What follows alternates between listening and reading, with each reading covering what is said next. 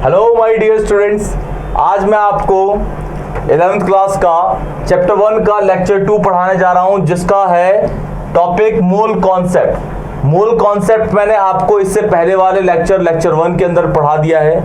इसके अब मैं आपको न्यूमेरिकल्स कराऊंगा, क्योंकि नीट के रिस्पेक्ट में और सीबीएसई के रिस्पेक्ट में, जेई के भी रिस्पेक्ट में ये पूछे जाते हैं। इसके बहुत बारीक बारीक कॉन्सेप्ट्स हैं, सारे कॉन्सेप्ट्स मैंने आपको बता दिए हैं। अब मैं इसको शॉर्ट ट्रिक्स के अकॉर्डिंग बताऊंगा कि किस किस तरीके से आप क्वेश्चंस को सॉल्व कर सकते हो मोल कॉन्सेप्ट के।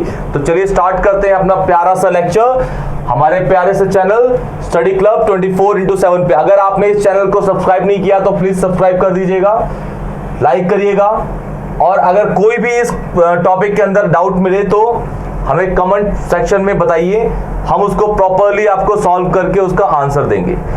क्लियर? तो स्टार्ट करते हैं लेक्चर।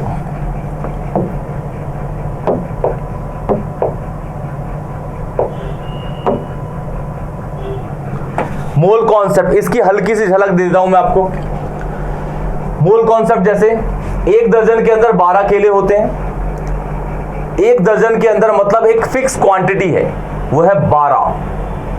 हम जनरली उसको दर्जन में लेके चलते हैं। अगर आप मुंबई या महाराष्ट्र में जाएंगे तो आपको जो आम मिलते हैं मैंगो, वो दर्जन में मिलते हैं। स्टेशनरी पर जाइए तो एक दर्जन बैट मांगिए, बुक्स मांगिए, तो आपको वो देगा 12 क्वांटिटी के अकॉर्डिंग दे देगा, क्योंकि एक दर्जन के अंदर एक फिक्स क्वांटिटी है, वो है 12।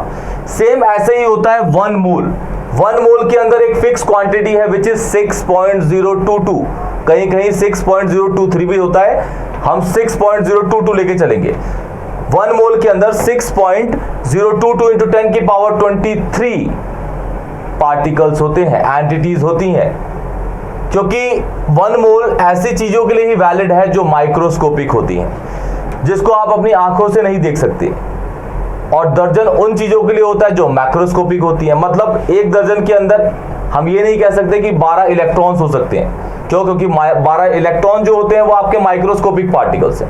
एक दर्जन के अंदर 6.022 10 की पावर 23 बनाना नहीं हो सकते। रीजन? क्योंकि वो मैक्रोस्कोपिक पार्टिकल है। मोल हमेशा माइक्रोस्कोपिक पार्टिकल्स के लिए होता है, और दर्जन हमेशा आपका किसके लिए होता है? मैक्रोस्कोपिक पार्टिकल के लिए। आपको मैं यहाँ पे एलिमेंट्स के थ्रू बताऊंगा कि मोल, मॉलिक्यूल और एटॉमिक मास या मोलर मास में क्या रिलेशन होता है।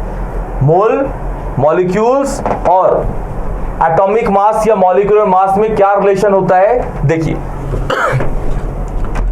आपको सबसे पहले याद रखना पड़ेगा 1 मोल के अंदर एक 6 वैल्यू है, 6.022 10 की पावर 23, और इसी वैल्यू को हम एवोगैड्रो नंबर कहते हैं।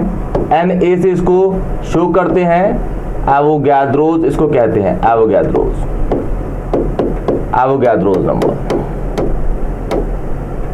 इसको एवोगैड्रोस कहा जाता है। 1 मोल के अंदर एक फिक्स वैल्यू है 6.022 10 की पावर 23, ये कांस्टेंट है।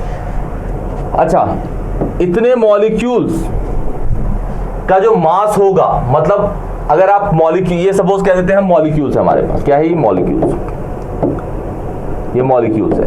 इतने मॉलिक्यूल्स को जब आप एग्रीगेट करेंगे तो भाई उसका एक मास होगा। वो मास बराबर होता है किसके? एटॉमिक मास, और या किसके? मोलर मास के। एटॉमिक मास या फिर मोलर मास के बराबर होता है। एटॉमिक मास या मोलर मास के वो बराबर होता है। अब वो कोई भी कंपाउंड हो, हम किस तरीके से इसको रिलेट करेंगे, अब देखिए।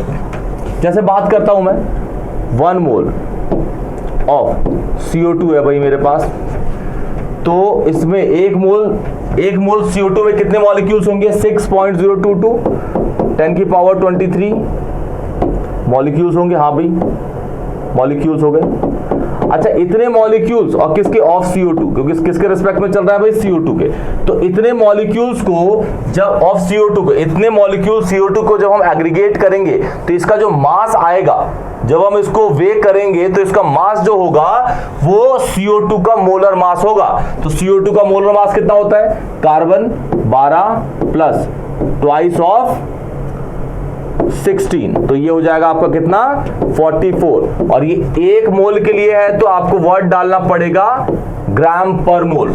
कितने मोल के लिए है? 1 मोल के लिए तो ग्राम पर मोल। अगर इसी को मैं 2 मोल के लिए लिखता, सपोज 2 मोल्स ऑफ CO2, जैसे 1 दर्जन में 12 केले होते हैं तो 2 दर्जन में होंगे 24 केले, ऐसे ही 1 मोल में इतने मॉलिक्यूल्स हैं तो 2 मोल में 2 से मल्टीप्लाई कर देंगे तो हो जाएगा 2 × 6.0 2 × 10 की पावर 23 मॉलिक्यूल्स ऑफ किसके? Of CO2 is equal to, अब भाई 1 केले में 1 दर्जन में 12 केले थे, 12 मान लेते हैं 12 केले का वजन था आपका 2 किलो मान लेते हैं, तो 2 दर्जन में 24 केले होंगे तो उसका वजन कितना होगा? उससे डबल होगा, मतलब कितना होगा? 4 किलो। तो इसी तरीके से एक मोल में इतने मॉलिक्यूल्स है, उसका मास ये था, 2 मोल में उससे डबल मॉलिक्यूल्स होंगे, उसका मास जो होगा वो डबल होगा, मतलब ट्वाइस ऑफ 44। लेकिन यहां पे आप ग्राम पर मोल नहीं डालेंगे, बस ग्राम डालेंगे। पर मोल इसलिए हटा दिया क्योंकि यहां पे अब 1 मोल की बात नहीं हो रही, 1 से ज्यादा या फिर 1 से कम मोल्स होंगे तो उसमें आप पर मोल हटा दोगे। पर मोल फॉर यूनिटी, 1 मोल के लिए ही वो वैलिड होगा, 0.9 मोल्स के लिए भी ये वैलिड नहीं होगा पर मोल, या फिर 1.1 मोल के लिए भी ये वैलिड नहीं होगा, क्योंकि पर मोल यूनिटी के लिए शो होता है। पर मोल किसके लिए? यूनिटी के लिए हम शो होता है। तो इसको कैलकुलेट करोगे तो 88 आ जाएगा ग्राम आपका।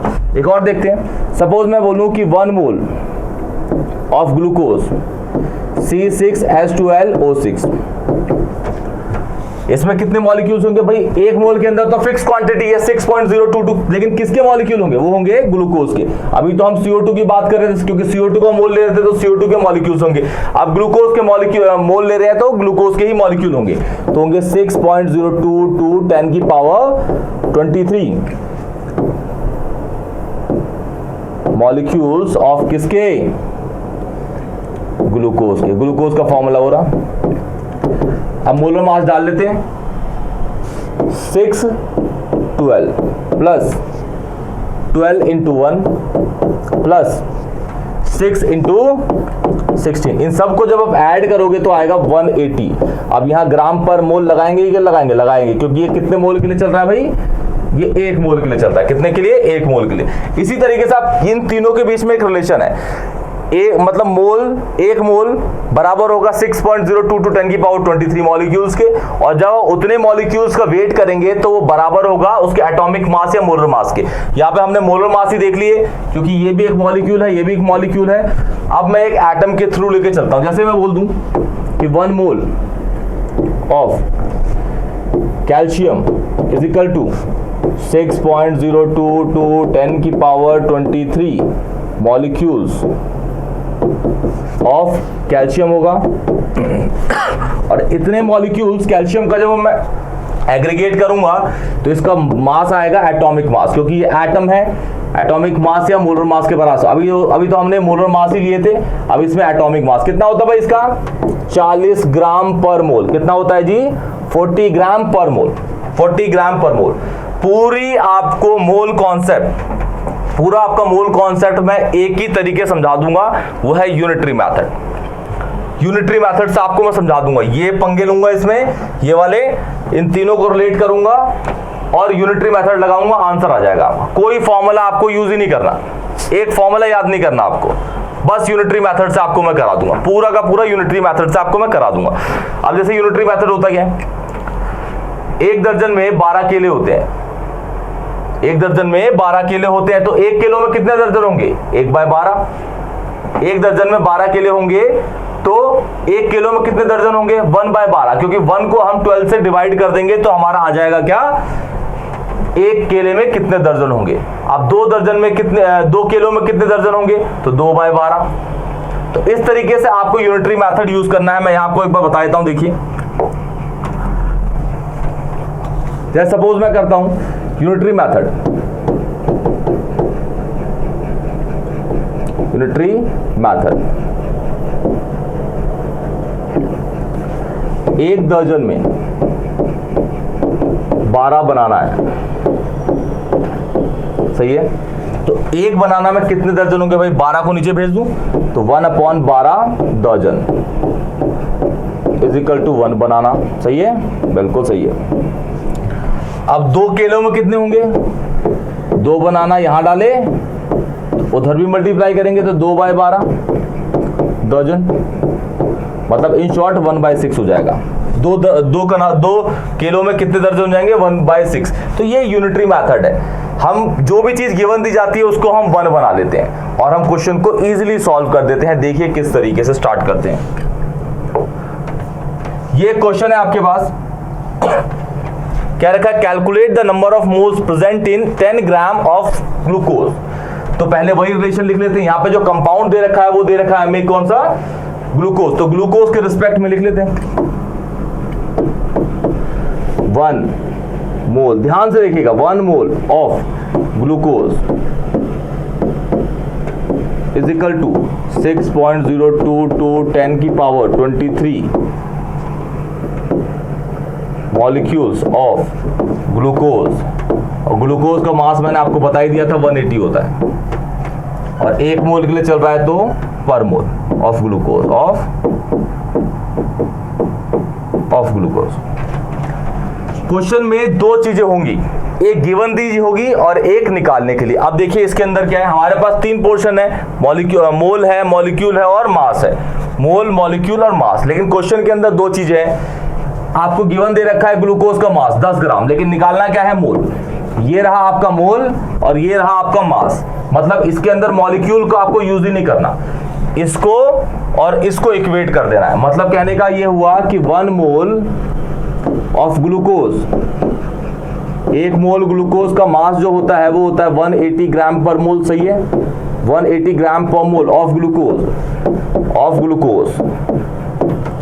अब यहां पे मैं यूनिटरी मेथड लगाता हूं भाई, 1 मोल के लिए 1 मोल में 180 ग्राम पर मोल आपका मास होता है ग्लूकोज का।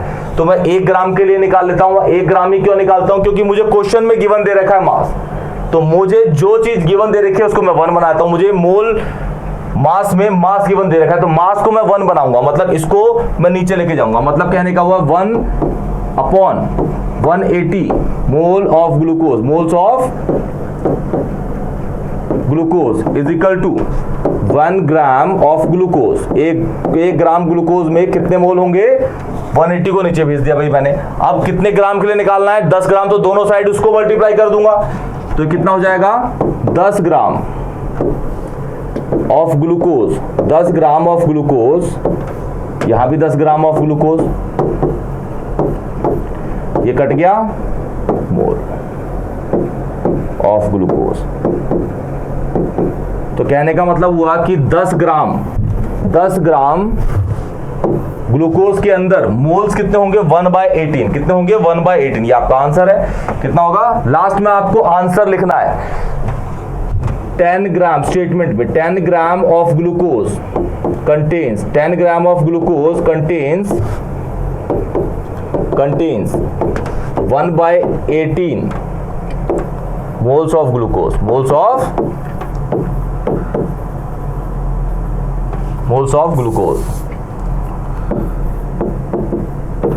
Of glucose. 10 ग्राम ग्लूकोज के अंदर 1/18 मोल्स ऑफ ग्लूकोज होंगे। ये है यूनिटरी मेथड। फिर से एक बार रिपीट करते हैं। तो क्वेश्चन में क्या कह रहा है, calculate the number of moles present in 10 gram of glucose. अब भाई ग्लूकोज के रिस्पेक्ट में मैंने 1 मोल का फंडा खोल दिया पूरा। 1 मोल ग्लूकोज के अंदर इतने मॉलिक्यूल होंगे ग्लूकोज के, और इतने मॉलिक्यूल्स ग्लूकोज का जब एग्रीगेट करूंगा तो इनका मास होगा, कितना होगा उसका, मोलर मास होगा जो है 180 ग्राम पर मोल।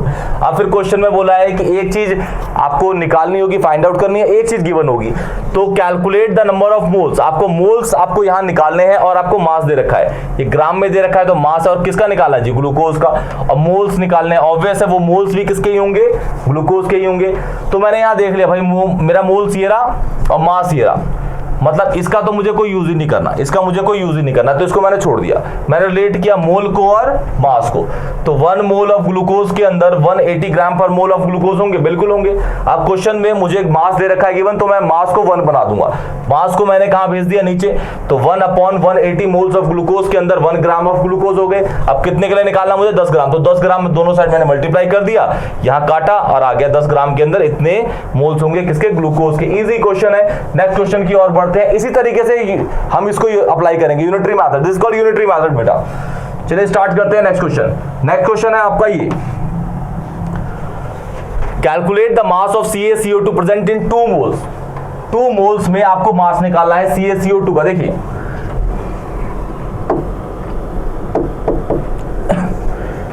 1 मोल कौन से कंपाउंड के रेस्पेक्ट में चलेगा भाई? Calcium carbonate. 1 mole of CaCO3 के अंदर 6.022 10 की पावर 23 मॉलिक्यूल्स ऑफ CaCO3 होंगे, और इतने मॉलिक्यूल्स को जब एग्रीगेट करोगे तो उसका मास आएगा, इसका मोलर मास। तो CaCO3 का निकाल लेता हूं, कैल्शियम का 40 होता है, प्लस 12 प्लस थ्राइस ऑफ 16, ये इसका मोलर मास है। निकालेंगे तो ये 100 आ जाएगा। 1 मोल के लिए चल रहा है तो इसको लिखेंगे ग्राम पर मोल। फिर क्वेश्चन में देखिए, आपको यहां पे आप मोल दे रखा है और निकालना क्या है? मास।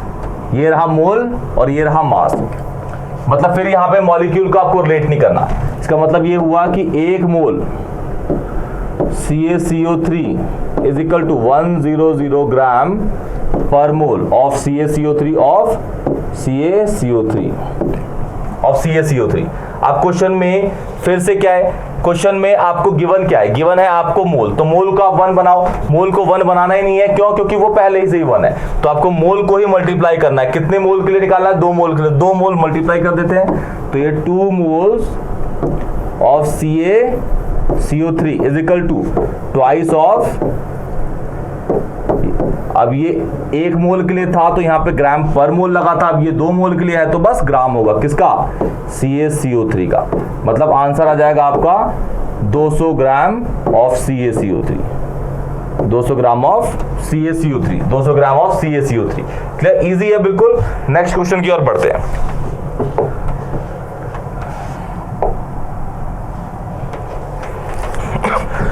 अब इस क्वेश्चन में है, calculate the mass of urea present in 6.022 10 की पावर 24 मॉलिक्यूल्स। यूरिया का मास निकालना है, मॉलिक्यूल दे रखा है, तो यहां पे हम मोल्स को कंपेयर नहीं करते, या फिर एक बार करके देख लेते हैं। इस क्वेश्चन में बता दूंगा आपको कि जो आपको रिलेट करना है वो डायरेक्ट कैसे लिख सकते हैं आप। यहां पे देखिए मास दे रखा है, मास, और निकालना है मॉलिक्यूल। मतलब मास आपको निकालना है, मॉलिक्यूल आपको गिवन दे रखा है, और किसके रेस्पेक्ट में चलेगा भाई? सिस्टम चलेगा आपका यूरिया। तो यूरिया के मॉलिक्यूल लिख देता हूं। 1 मोल में कितने मॉलिक्यूल होंगे? क्योंकि मोल तो मुझे यूज करना ही नहीं है यहाँ पे, तो मोल को छोड़ दो। वैसे देखेंगे यूरिया के 1 मोल में कितने मॉलिक्यूल होंगे? 6.022 10 की पावर 23 मॉलिक्यूल होंगे, मॉलिक्यूल्स ऑफ किसके? यूरिया। और इतने मॉलिक्यूल्स का जो एग्रीगेट करो, इकट्ठा करोगे, तो इसका मास जो आएगा वो यूरिया का मोलर मास आएगा। यूरिया का फॉर्मूला होता है, ये लिख देता हूं यहां पे, NH2CONH2। आपको क्वेश्चन में दिया जाएगा, ये हो गया 14 प्लस 2 प्लस 16 12 प्लस, ये 12 प्लस 16 प्लस 14 प्लस 2, ये हो गया आपका 16 30, तो ये आपका पूरा हो जाएगा 60। इसको कैलकुलेट करेंगे 60, तो ये आएगा 60 ग्राम per mole of urea 16 gram per mole of urea. अब क्वेश्चन में ये किसके बराबर होगा? 1 मोल ऑफ यूरिया के, क्योंकि मोल मैंने लिखा ही नहीं, क्योंकि मुझे यूज ही नहीं करना है इसके अंदर।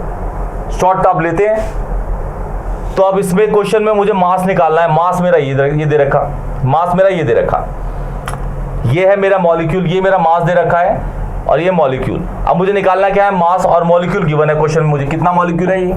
तो मॉलिक्यूल वाले पोर्शन को मैं 1 बनाऊंगा, मतलब ये सारी वैल्यूज के नीचे भेज दूंगा, 1 मॉलिक्यूल के लिख दूंगा। तो 1 मॉलिक्यूल ऑफ यूरिया 60 अपॉन 6.022 10 की पावर 23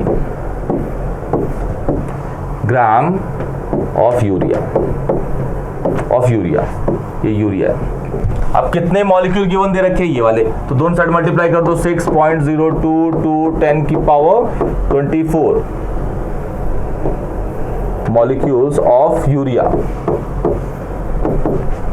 6.022 10 की पावर 24 इंटू 60 अपॉन 6.022 10 की पावर 23, ये कट गया, ये कट गया, ये कट गया, ये कट गया, मतलब ये बचा, इसके साथ मल्टीप्लाई जाएगा तो हो जाएगा 600 ग्राम आ जाएगा भाई, 600 gram of urea, 600 gram of urea, 600 gram of urea है, 600 ग्राम ऑफ यूरिया कितने में आया, 6.022 10 की पावर 24 मॉलिक्यूल्स ऑफ यूरिया। इसी तरीके से आपको कोई भी दे रखा हो आप निकाल सकते हैं, कुछ भी दे रखा हो। जैसे एक और क्वेश्चन देखते हैं, calculate the number of molecules of acetic acid present in 4.5 moles, किसके रिस्पेक्ट में, इसका फॉर्मूला क्या होता है, CH3COOH। इसका जब मोलर मास निकालोगे ना भाई, इसका मोलर मास mm निकाल लेना आप, तो वो आएगा 60 ग्राम पर मोल ही आएगा, 60 ग्राम पर मोल। देखिए 12 प्लस 3 प्लस 12 प्लस 16 प्लस 1, इसको कैलकुलेट करिए, आपका आंसर आएगा यही, इसका मोलर मास।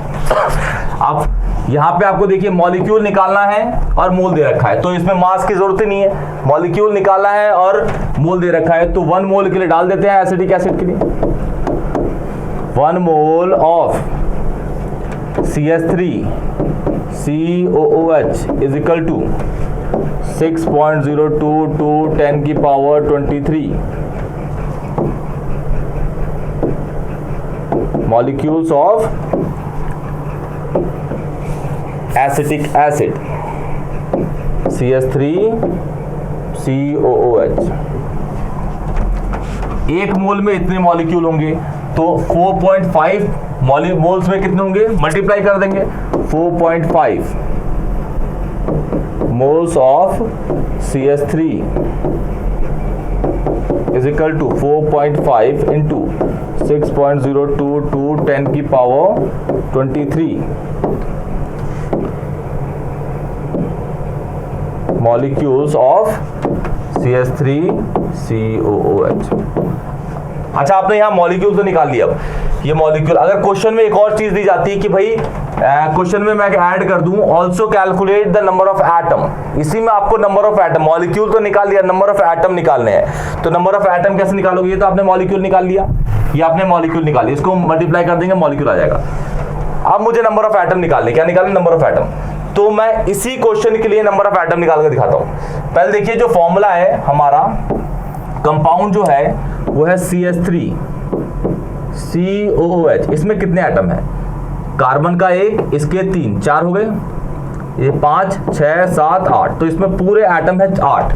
आपको मॉलिक्यूल की वैल्यू को बस 8 से मल्टीप्लाई करना है, मतलब कहने का इस क्वेश्चन में जो कंपाउंड गिवन है उसमें 8 ही एटम है, उसमें 8 ही एटम है।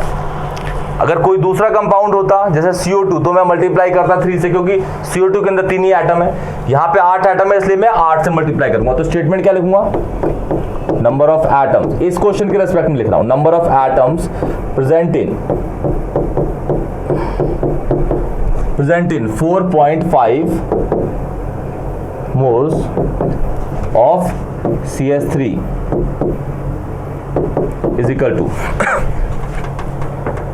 8 इंटू ये वाली पूरी वैल्यू 4.5 इंटू 6.022 10 की पावर 23 एटम्स ऑफ किसके, एसिटिक एसिड के। अच्छा, एसिटिक एसिड सिरका होता है, एसिटिक एसिड सिरका, विनेगर, इथेनोइक एसिड, ये सारे एक ही चीज होती हैं। अब मैं आपको एक दो क्वेश्चंस देता हूं, आप उसको करके रखिएगा, बहुत इजी क्वेश्चंस हैं। देखिए स्क्रीनशॉट मान लीजिए इसका, एक ये क्वेश्चन है, calculate the number of molecules present in of ammonia present in 8.5 ग्राम। तो आपको अमोनिया का मोलर मास और उसमें जो नंबर ऑफ मोल्स मॉलिक्यूल्स होंगे उसको इक्वेट कर देना, मतलब 6.022 10 की power 23 molecules of ammonia is equal to 17 gram per mole of ammonia, क्योंकि अमोनिया का मास होता है, अमोनिया जो होता है आपका, अमोनिया जो है आपका NH3 होता है, NH3 आपका अमोनिया होता है, अमोनिया, तो ये 14 प्लस थ्राइस ऑफ 1, तो ये हो गया आपका 17 ग्राम पर मोल, 17 ग्राम पर मोल। तो 17 ग्राम पर मोल से इक्वेट कर देंगे और यूनिटरी मेथड लगा देंगे, आ जाएगा। इसी में अगर आप नंबर ऑफ एटम्स कैलकुलेट करना है आपको, तो आप किससे मल्टीप्लाई करोगे? आप 4 से, क्योंकि NH3 में कितने एटम है? 4 है। क्लियर? ये है लास्ट क्वेश्चन, इसमें भी ऐसे ही क्या रखा है, calculate the number of molecules and atom of CO2 present in 88 ग्राम। तो सबसे पहले आप इसमें क्या निकालोगे? मॉलिक्यूल। मास से आप क्या निकाल दोगे? मास से आप मॉलिक्यूल निकाल दोगे। मॉलिक्यूल जो निकलेंगे उससे 3 से मल्टीप्लाई कर दोगे, क्योंकि इसमें कितने एटम है? 3 है। C प्लस C 1 है और ऑक्सीजन 2 है, तो आपका निकल जाएगा पूरा का पूरा एटम। मॉलिक्यूल निकाल के ही एटम निकालना है, मॉलिक्यूल निकाल के ही एटम निकालना है। तो 2 क्वेश्चन आपके ये हैं, करिएगा। अगर कोई भी डाउट होता है तो कमेंट करिए, पूछिए, मैं आपको बहुत अच्छे से, बहुत प्यार से उसका आंसर बताऊंगा। तब तक के लिए लेक्चर यहीं खत्म करते हैं। Take care.